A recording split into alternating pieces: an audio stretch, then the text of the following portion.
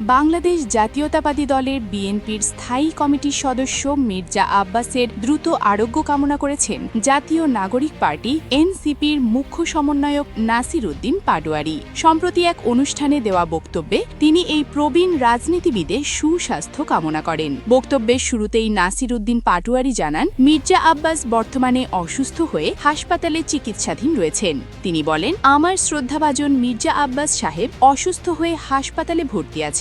আল্লাহ তাআলা ওনাকে দ্রুত সুস্থতা দান করুন, সেই প্রার্থনা আমি করছি।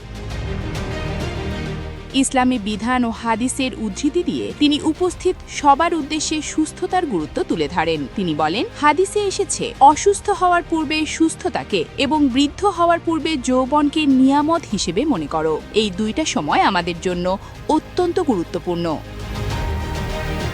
উল্লেখ্য, বুধবার ইফতারের সময় পানি পান করার সময় মির্জা আব্বাস হঠাৎ করেই জ্ঞান হারিয়ে ফেলেন। তাৎক্ষণিকভাবে তাকে প্রাথমিক সেবা দেওয়া হলেও শারীরিক অবস্থার কাঙ্ক্ষিত উন্নতি না হওয়ায় গভীর রাতে তাকে দ্রুত হাসপাতালে স্থানান্তর করা হয়।